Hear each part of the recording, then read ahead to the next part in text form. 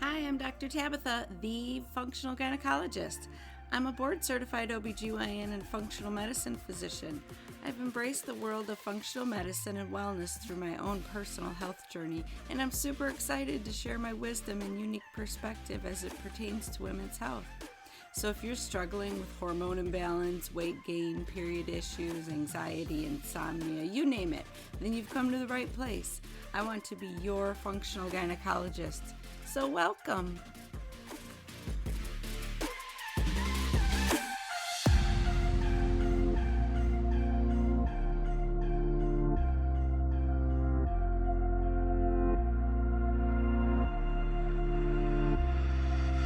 Hi friends. I'm excited to interview Dr. Kristine Blanche today. She's known as the Detox Doc. So she's the CEO of the Integrative Healing Center in New York City. Her passion is giving women and men a place where they can be heard and heal when it comes to their health. So Dr. Blanche's PhD research thesis was entitled The Blanche Breast Cancer Prevention Protocol, which we're going to talk about today. She's going to explain how you can become your own health advocate and make changes and interventions in your life to decrease your risk of developing disease.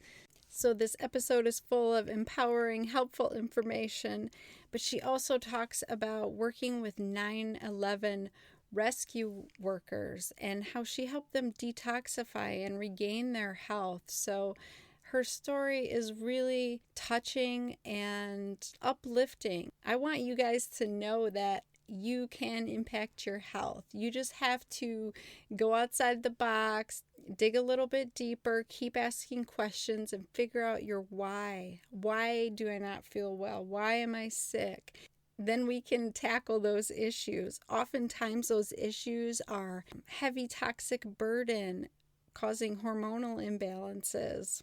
So we're going to talk about that today. So Dr. Blanche has been featured on News 12 Long Island Naturally, Natural Awakenings Magazine, the Long Island Press, Intelligent Medicine Podcast, and all kinds of other media sources. She's just a wealth of information. She is proud to have over 25 years of experience in her various areas of medicine and is the happy wife and mother of 2 amazing adult children. So she's not losing her hair through COVID, dealing with homeschooling the way some of us are, but she definitely understands the stressors of this whole situation, which we touch upon a little bit.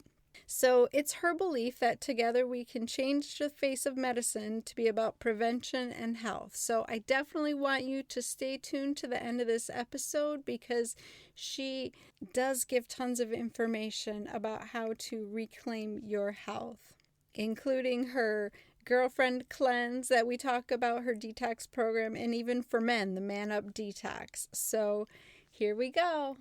Well, welcome, Dr. Blanche. Thanks for being on the Functional Gynecologist podcast. Thank you so much for having me. I'm super excited to connect with you ever since I met you last year in Arizona. So you are out in New York City, right? Yes, we have a couple locations on Long Island and one in New York City. Oh, very nice. Okay, so I wanted you to come and talk to me about breast health and thermography because I just think it's so important for women to understand that they have the ability to impact the health of their breast and their future. And, I have so many women who are nervous and worried about breast cancer and they don't want to get it, but they aren't really proactive, other than doing their yearly mammogram, because I think the genetic aspect is so heavily pushed in the media, like, oh, well, I don't have that gene mutation, I'm fine, right? And we know that as physicians, that's not true. Like you, just as being a woman, you have a risk. What is it? 1 in 8, I think. So talk to me. Why did you do your PhD in breast health? Yeah, it's a great question. So I had spent most of my years in conventional medicine, ER, surgery, critical care, And honestly, I got into functional integrative medicine because my sister-in-law was diagnosed with cancer. So Oh, she was diagnosed at 32 years old with Hodgkin's lymphoma. And I sort of was desperate to find information to help her. So I started reading all these books in holistic cancer care and integrative medicine. And I was like, whoa, I didn't learn any of this. But I think most of us who get into integrative and functional medicine, it's a mind blowing aspect when we realize that nutrition matters and toxins matter and stress, because we're just not taught that. yeah. I sort of went back to school and started studying. Really, my focus was holistic cancer prevention. To be honest with you, we had lost my sister-in-law. Like I said, she was 32. She had a 2-year-old baby girl. It was just like traumatic, awful, Mm. terrible. I started with myself. I was just like, oh my gosh. As I started to read everything, I was like, I'm doing everything wrong. I'm going to get sick. So that was my own, I got to do this for me because I can't do that to my, I can't leave my babies kind of feeling, as every mother, I think, goes through when they think about their mortality.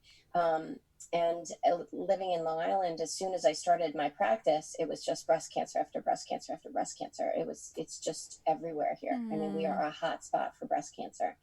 And so I took care of so many women, through breast cancer, with the diagnosis, from a holistic complementary perspective.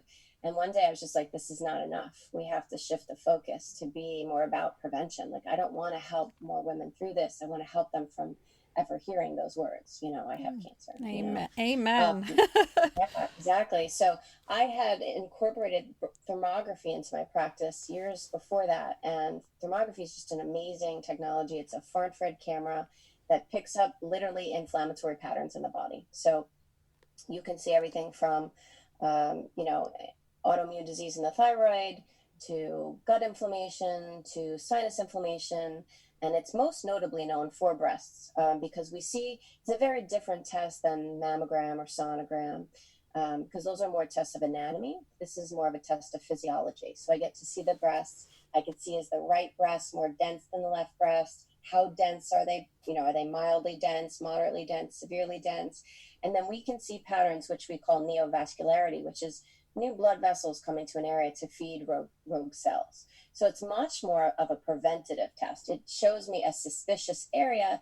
They may eventually become a problem, which is, it's an action point for people. And we don't just take the picture and bring them back. That would probably be my biggest criticism of thermography, is there's a lot of places they just take the picture and they don't give the patients any ideas of what to do to change the terrain. So that's why I did my PhD research in it, because over year after year after year of doing this with women, and then doing simple things like starting vitamin D, having them use anti-inflammatory topicals on their breasts, slight dietary changes, stress relief like yoga, meditation. We got to bring them back and they get to take another picture and see the before and after and the change they made in their breast. And we always see a change, which is just super exciting for women, because they feel empowered instead of afraid. They really feel like, wow, I did that, what else can I do? Yeah. So it's very cool. I think it's a technology that more practices should be using, because it's just so objective, like before and after you can see the difference. Oh, that's so empowering. That's awesome. It really is. How young do you have women start with thermography? Usually recommend age 23, sort of when the breasts are fully developed. And then I usually do your first baseline thermography, and then they'll tell you to come back in either 3 months or 6 months for that initial. Those become your baseline. So we like to see that whatever we changed, whatever protocol we implemented, that it's actually working. If they're worried about an area, they bring you back in 3 months. If they're not worried, they give you 6 months. And then that becomes your baseline. So once a year, women can come for thermography. They get to see if anything shifts in the wrong direction, if they've had any setbacks. It's a very telling test. It really does give me a lot of information. Awesome. Can you explain a little bit more about the topical anti-inflammatories that we were talking about? That sounds really interesting. Yeah. So we use sacred frankincense oil, which is boswellia. It comes from a tree in the Middle East. And this is an essential oil that we dilute. At first, we were using concentrated oil, but it's very expensive, this oil. So what we did was we found that the right dilution of the oil to be able to apply to the breast and still get the same change on the thermography. So the protocol that we studied was for vitamin D, sacred frankincense topically applied. We also checked for MTHFR genes, and if they did have a mutation in that detoxification gene, we started B vitamins, methylated B vitamins. We implemented some dietary changes, just sort of like whole foods, anti-inflammatory, and stress relief.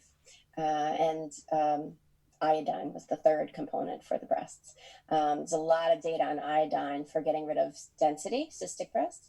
So we actually have women topically apply the iodine directly on the breast, like a quarter-sized spot, twice a week. And then we have them take an oral dosage in water.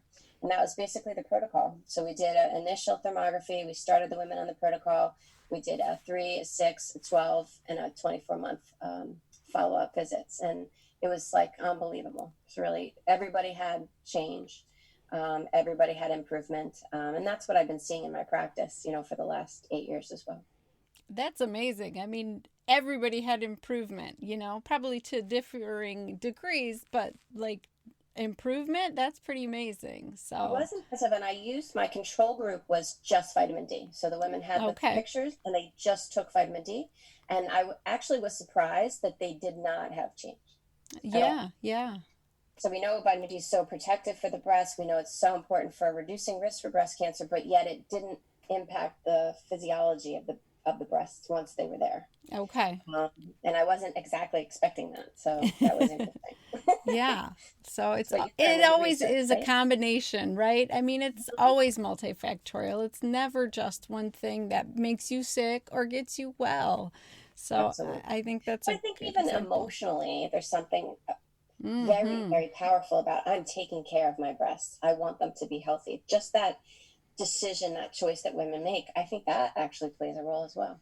Yes, for sure. As opposed to just ignoring it and not even thinking about it. Some women are so afraid to even do self breast exams because they're afraid they're going to find something. And I think all of that anxiety just adds to the negative development of anything that could be going Abs- on. I Absolutely. mean, I totally agree. so I love the empowerment piece. Hmm.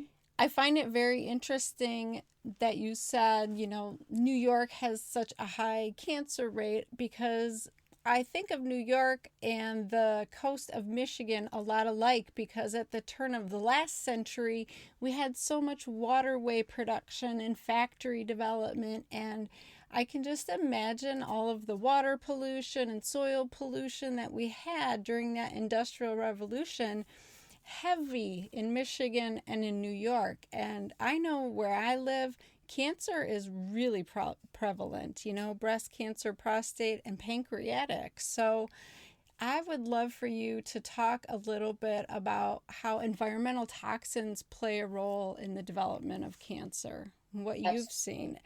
And Yeah. please share your story about 9/11 and Uh, working with the people who took care of 9/11. That's an amazing story. Wonderful. Sure. So, yeah, I definitely think environmental toxins play a huge role in the development of cancer. I mean, we're having the same high incidence of breast cancer, prostate cancer, and pancreatic cancer.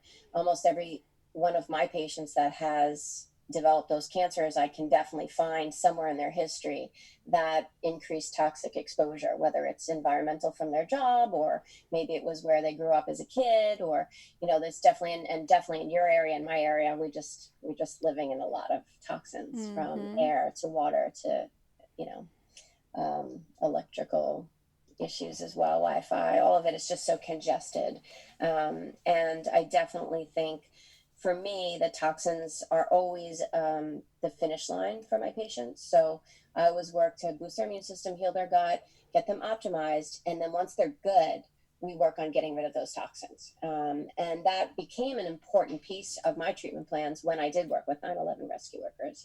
So I had worked with the 9/11 detox project, and I was hired to come in and do the exam, completely objective, not attached. Before and after they did this SONA program, and in the beginning, I would go in and I kind of knew what they were doing, but I would do pulmonary function tests.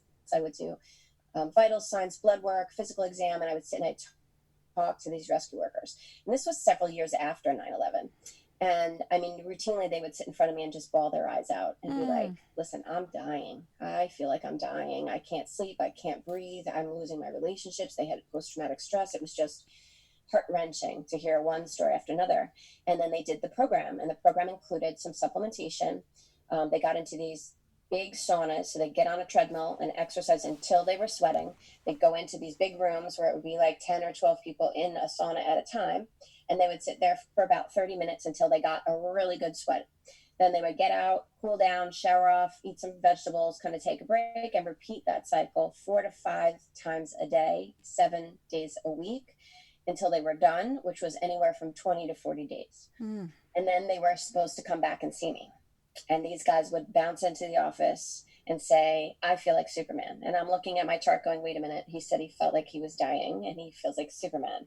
Next one comes in and says, I feel like I'm 18 again. It was just That's so amazing. Yeah. If I hadn't seen it with my own eyes, I would not have believed that it was actually possible. But we took 9/11 rescue workers, and with this, I mean, it was intense, don't get me wrong, but it was simple when you really think about it. And they detoxified about 1,000 people. And the data has been amazing. The reduction in cancers, just the sheer improvement in quality of life was so mind-boggling to me. Yeah. That just became essential, essential to help people get rid of the toxins that could lead to the cancers, because we know especially breast and prostate, there's a definitive link to toxins. There's hundreds and hundreds of studies to show that. They're all looking at individual toxins. Nobody's really looking at the accumulative effect of all of these things we're being hit with, so Yeah. I think it's important. It's so important. I try to explain to my patients, it's like your cells are a bucket, they can only get so full before they overflow and create a big old mess all over your system. And you can get by and live as long as that bucket doesn't overflow. You might not feel very well, you might not function optimally. And then once you spill and have that mess, it's hard to get back from, right? It's hard to clean that up. So I can just imagine those rescue workers, all of the smoke inhalation and the heavy metals. And I heard you somewhere else talking about the cadmium levels from the cell phone batteries, like things that average people do not think about. Like, that is amazing to me.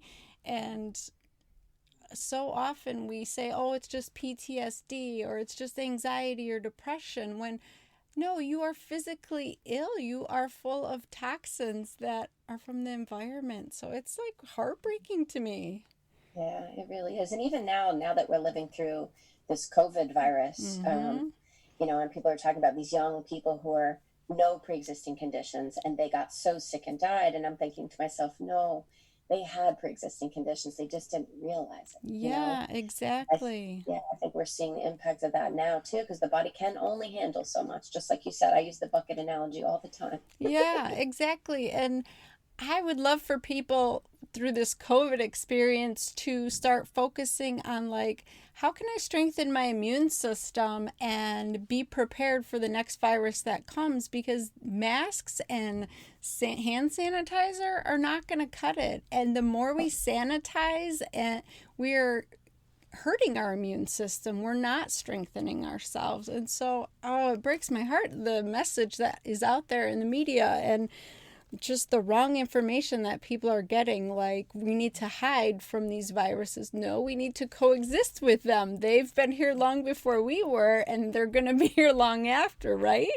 It's so true. Yeah, it's I so mean, true. All these dollars being spent on the respirators, and I think my whole goal is to keep people out of the hospital. I don't ever want them to need that, Yes. If they could just put a little bit of attention into just giving people tools to be stronger, to build their soldier, to arm their army inside their own body. I think that's where the message has to be, Right. And even if you have not been diagnosed with a disease, that does not mean you are healthy, right? The absence of disease is not health. I think I hear that time and time again. Oh, I'm healthy. I'm fine. Nothing's wrong with me, except you're trending toward diabetes. You're trending toward metabolic syndrome, So I think we just need to start looking at things in a different light. And that brings me back to breast health. Like, we now can look at all of the metabolites of our estrogens and see, what are the imbalances and the driving forces behind feeding these cancers. And lifestyle can impact that so much. So, do you work with women with prevention of breast cancer, or where are they coming to you at what point in their situation? So in the beginning, I would say I would mostly get a sick family member. Somebody was diagnosed with something like diabetes or autoimmune disease, cancer. And then it was interesting, as I started to take care of them, their whole family would sort of come. So it became like what family practice was supposed to be. The mom comes, the sister comes. I have one family, it's 5 generations. Oh, that's awesome. And I love that, because that's the whole idea, is they have to live this lifestyle. This is a lifestyle. So the more of them that do it together and support each other, the better. But any female, breast health is always on the radar for me, because hormonal health is so tied with toxins. The difficult period symptoms, the hormonal disturbances, the hormonal symptoms are all sort of precursors to that story that I always heard from women who were diagnosed with cancer. So, when I hear those little clues in the story, and like a detective, I kind of educate the patient, hey, do this, that, and the other thing. And guess what? Your periods are just going to be so great. That's always a good turning point when people come back and they're like, oh, I can't believe I had these terrible periods for 10 years. Yeah, I mean, we get to the point where women think it's normal to have like crazy PMS symptoms and heavy periods. And no, it's just that we're all so unhealthy together that we're all suffering. But that's not normal. That's not how we were created to be, right? So what? Well, it's similar to fibrocystic density, right? So fibrocystic density used to have an ICD-9 code with the diagnosis, and they unclassified it because they can't really tell every woman in the United States that she has a disease. We're not asking why is it no longer abnormal or unusual. We're just declassifying it. Oh my gosh, that's awful. It's crazy. Yes. So explain to my listeners, why do they develop fibrocystic breasts? Because that is a common question I get. I think it's a combination of things. I think it's, dietary factors are important. I think iodine deficiency is a big issue in the United States. I think that's something I see very commonly. There really just isn't any good sources of iodine-rich foods. I mean, I can't really tell people to eat a ton of seaweed, because who knows what toxins are in the seaweed, right? Nobody uses Morton salt, iodized salt anymore, right? They use beautiful Himalayan sea salt. And so there really is just not a lot of iodine in the diet. It's honestly as simple as that. And so when you give women back the appropriate dosage and the appropriate things that they need, their body heals. It heals itself. So it really is just about filling that nutrient deficiency to reverse the symptom. And vitamin D, I think, does play a role also in the fibrocystic disease. So I think it's like a combination of things. But, women walk around with very painful, rock hard breasts for years out of their lives unnecessarily. Yeah, for sure. And so I think it doesn't have to be that way. I was surprised when I learned about bromide and how that's put into so many of our processed foods, and it competes with iodine in our system. So even if, by some miracle we're getting enough iodine, we have other things competing with it. I know that was my issue as a young girl when I developed postpartum thyroiditis. Like, I just had so much fluoride and chlorine and all these halogens built up in my system that the iodine couldn't even function. So I think that's a really good point that you bring up. I think part of it is from our DASH diet and, the low salt, no salt diet that we went through in the 90s and 2000s. Like, salt became this villain, and it's really... Salt and fat were just the bad guys. Yes, and they really just messed us up hormonally so bad. We're still recovering, we really are. It really is. So it's true. Yes, you don't have to suffer with painful, miserable breasts. That's not normal. Oh, do you do the Dutch test at all with your patients? I don't. We are very limited in New York with a lot of the testing that we do here. So it's just very restrictive. So I have to really be just a really good detective and use a lot of Yeah. clinical history to kind of get all the information. And it's Um, pretty obvious when there's estrogen dominance, right? And you can tell when people start implementing those changes and their bad symptoms go away, right? it's a nice side effect. Exactly. That is awesome. Yep. So, do you find that women who are carrying these extra toxins and xenoestrogens and everything have issues with their weight? Definitely. So I kind of, after my experience at the 9/11 detox project, after a couple of years of research and really delving into it, I created a 3-week detox program that I have. It's called the Girlfriend Cleanse. And it's really designed to mobilize the body's ability to get rid of the toxins, get rid of the hormone disrupting chemicals. And I think it's very important to prepare someone's gut, get their gut healthy, and then do the detox. And that's when I get the best results. It's very gut nourishing as well as detoxification. And most of my patients that had bad periods, I may give them a supplement or hormone protect or something just to kind of help them with the symptoms. But once they detox, they normally don't need those supplements anymore. And I tell them, use your period as a gauge. If 3 years from now you're feeling breast tenderness or your cramps come back or all of a sudden you're crabby the week before your period, in your head, I want to be going, it's time to detox, because I do find that that's the key. And the women are funny because they go into it. A lot of women will do a detox and their primary objective is to lose weight. We all want Right, to be, right. we all want to be healthy and young, and right, and that's okay. Because that's the side effect. So once you start to let go of these toxins, physiologically, we store a lot of the toxins in adipose tissue. So for women who've told me for years they're eating healthy, they're going to the gym, and they're stuck. And in my mind, I'm always thinking, well, they've got some toxins in there. And that's a really safe place for our body to keep those toxins. So until I give them a safe way to get the toxins out of the body, they're stuck at that weight. And then they get that last 10, 15 pounds and they're like the happiest person Yes. ever. Yes. Oh, that's what I want everyone to understand is that if you are struggling to lose weight or you feel worse when you're trying to lose weight, that is your body's way of protecting you from this stored up toxin load that you have. So I love that you're healing the gut first and then you're doing the detox program. I think And on that note, I've had women do these kind of crash detoxes, like super crazy fasting, juicing, too long, too hard kind of approach. And they get the push of those toxins, they can get very, very sick. So I don't believe in the detox reaction. If you get a reaction, your body's trying to tell you something's wrong. Yes. When you detox safely, you should feel better and better and better and better. So yes. I like that you brought that up too, because that's one of the reasons I created the program is I didn't want people doing things that were dangerous, because I definitely have seen that. Yeah, because there are supplements out there that pull the toxins out, but they don't actually bind and remove them from your system. So then they're just going and depositing somewhere else. And that feels horrible, I call it the toxin relocation program. That's awesome. From my hip and put it in my brain. Not exactly the idea. No, that's not what you want to do. It's not good. Exactly. And the other, thing is that sometimes the word detox gets thrown around for more simpler things like a colon cleanse or a liver cleanse, things like that you're not really pulling toxins out of your cells and getting them out of your system. So you just have to be careful the way that word is used, right? Absolutely, 100%. And you guys also do the man up detox for the gentleman, right? Yes.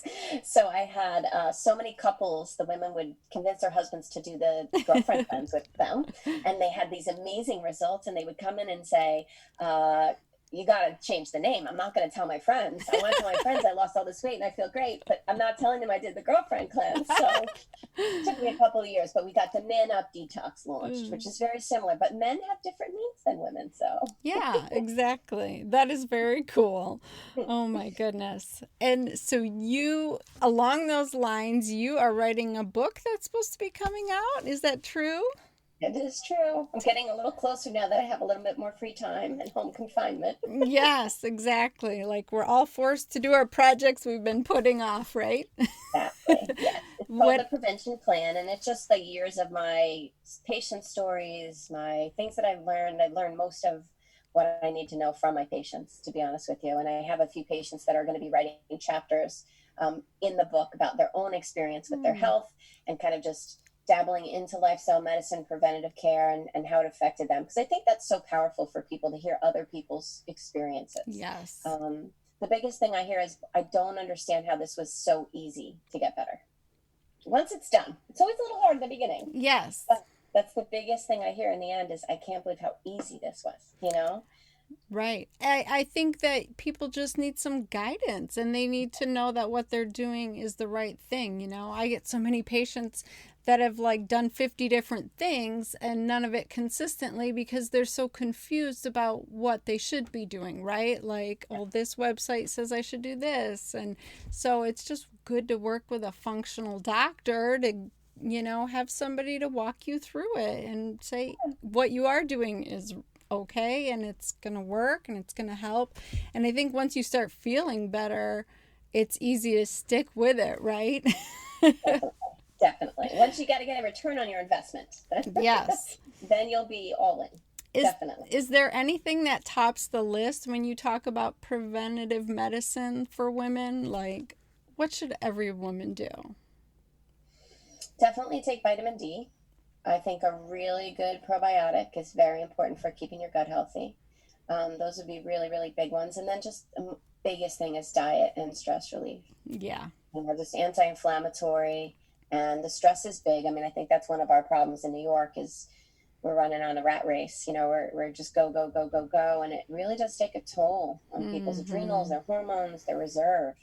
So I think stress relief is really, really top for women, I think, specifically. Yeah, because it's completely interconnected with your female hormone system, right? Like, my patients have definitely had more cycle issues than ever with this COVID-19 because they're so stressed. They're stuck at home with their kids, or they can't, you know, make money, or they can't do what they need to do. And, you know, they're calling me like, hey, my period didn't come, or I can't stop bleeding, you know, or I want to rip my husband's head off. And it's that stress hormone. It isn't even your sex hormones. It's that damn cortisol, right? So true. So true. I know. Like, people need to meditate. They need to do yoga. They need to have downtime and alone time. Oh, I've been taking advantage of that. I mean, now more than ever, we need it. We definitely need it because it's different stresses. You know, a lot of fear associated, which is really understandable. Yes, exactly. So, well, I'm excited for your book to come out. That's going to be amazing. You're going to have to come back and talk to us about it when it comes out. Very cool. So you are still on lockdown. You're still doing virtual visits in New York. If somebody wants to implement your protocols, do you work with them online out of New York, or do you have that we have capability? I have a lot of patients all over the country, all over the world. I did a webinar today, the Wellness Warrior Workshop. We had people from Spain and Dubai and Germany. Oh my gosh, that's awesome. It's you know, it's really easy to take care of people virtually. And I think right now more than ever, people need as much support as possible, and even just a sense of community to be able to talk to other people. It's so isolating to be home with just your family as much as you love them. Yes, especially if they're, you know, 10 and under. Oh my gosh. Exactly. I don't envy the people with 2 and 3-year-olds. Let's put it that way. I know. But yeah, I think that, you know, if you go on our website, drkristineblanche.com, we have options for group visits as well as individual visits and new patient workup, you know, kind of the whole full functional medicine.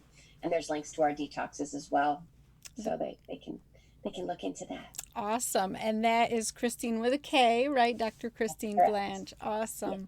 Well, I've just enjoyed talking to you so much. You're just a wealth of knowledge. Oh, thank you so much. This was great. This was wonderful. So promise me you'll come back when your book comes out. I definitely will. Awesome. All right. Take care. Thank you so much. Bye. Bye-bye. Thank you so much for staying with us today. I love Dr. Kristine, and I knew you would love her too. She's just full of wisdom and helpful information for regaining your health. And didn't you love her story about working with the 9/11 rescuers? The first time I heard that, I had goosebumps because it's just so life-changing for them. And I don't think that we fully understand the complexity of what the environment has on our systems, the impact that it has. So don't downplay what's going on around you in your life and in your environment. It might have a huge part to do with what you're going through. So I encourage you to work with a functional medicine physician if you are struggling with any issues, so that we can find the root cause and get you back to health, get you feeling amazing again. So if you want to check out Dr. Blanche, I will put the link in my show notes. Her website is KristineBlanche.com. And also check me out on Instagram and Facebook at Dr. Tabatha, Tabatha. Shoot me your questions, send me a DM. I would love to shout you out on my Question of the Week episodes, or tell me what topics you want me to cover, and I will get on it. I am here for you. I do this for you. I highly encourage you to pick one thing out from this episode that you're going to incorporate. Maybe that's getting your vitamin D level checked and upping your supplement, because really you want to be upward 50 to 70, and you probably are much lower than that. We just honestly don't get enough sun exposure and vitamin D in our food anymore. Or maybe you realize that iodine might be an issue. Whatever resonated with you in today's episode, I encourage you to make one little change, because if you do that with every episode, it's going to add up. You're going to see significant change. They multiply on themselves. So keep working on being the best you, and I will see you ladies next week. Go have an amazing week.